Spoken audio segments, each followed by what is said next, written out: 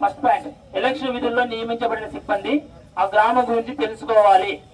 Polling రోజు సిబ్బంది తెల్లవారుజామున 6 గంటల నుండి తప్పనిసరిగా విధుల్లో ఉండాలి. పోలింగ్ బూత్ కు 100 మీటర్ల వద్ద తెల్లని ముగ్గుతో గీత వేయించవలను.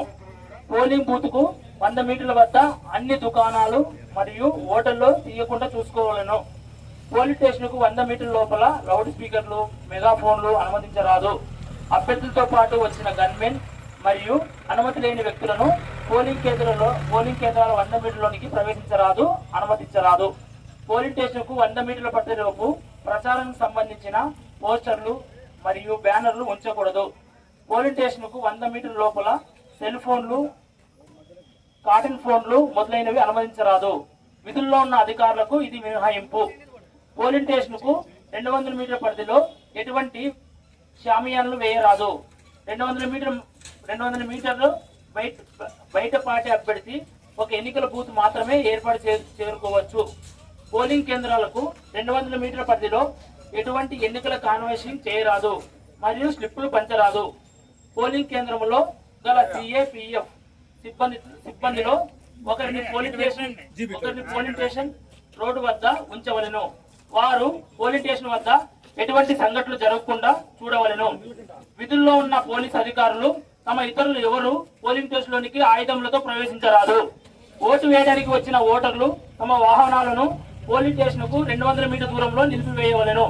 ఉడుతులు, రోగులు, అస్వస్థ కలిగిన వ్యక్తులు ఓటు వేయడానికి వాళ్ళ సొంత వాహనాల్లో కానీ ప్రజా రవాణా వాహనాల్లో కానీ ఓటు వేయడానికి వచ్చిన వారిని పోలింగ్ బూత్ వరకు అనుమతించాలి. పోలింగ్ స్టేషన్ ఆవరణ బయట పబ్లిక్ అడ్రసింగ్ సిస్టమ్ ఉండేలా చూసుకోవాలి. Booth level officer polling booth బయట ఉండవలెను.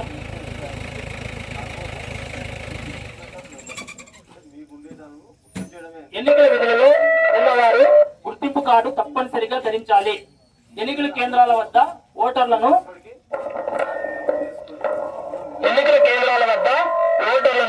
క్యూ పద్ధతిలో పాటించేలా చర్యలు తీసుకోవాలను. ఓటర్లు ఎడల మర్యాదపూర్వకంగా ప్రవర్తించాలి. అభ్యర్థుల పట్ల నిష్పక్షపాతంగా ప్రవర్తించాలి. ఎన్నికల విధులు నిర్వర్తిస్తున్న సిబ్బంది పార్టీ అభ్యర్థులు వారి అనుచరులు చూపే ప్రభావాలకు లొంగకుండా ఎన్నికల డ్యూటీ నిర్వహించవలను. ఎన్నికల అధికారులు ఇచ్చిన గుర్తింపు కార్డులు ఉన్న వారు మాత్రమే పోలింగ్ కేంద్రాల్లోనికి అనుమతించాలి. పోలింగ్ సామాగ్రికి ఎటువంటి నష్టం జరగకుండా పోలింగ్ కేంద్రంలోనికి అగ్గిపెట్టెలు, సిగరెట్ లైటర్స్, ఇంకు, నీరు బాటిల్స్, సెల్ ఫోన్లు మరియు ఇతర పేలుడు పదార్థాలను అనుమతించరాదు. పోలీస్ సిబ్బంది పిఓ అనుమతి లేనిదే పోలింగ్ బూత్ లోనికి వెళ్లరాదు. సిబ్బంది ఎట్టి పరిస్థితుల్లోనూ ఆవేశానికి లోను రాదు.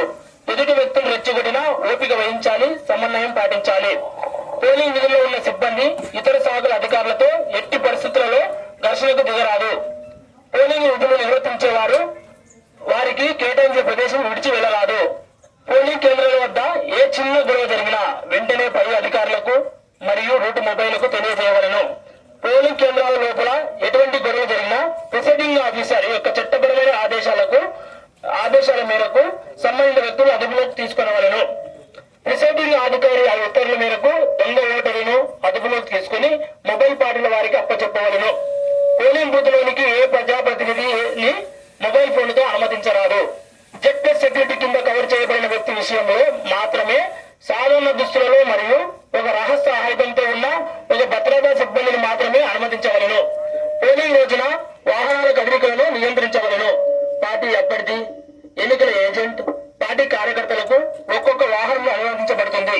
ఆ వాహనంలో డ్రైవర్ తో సహా 5 మంది మించరాదు. ఈ వాహనాల ద్వారా ఓటర్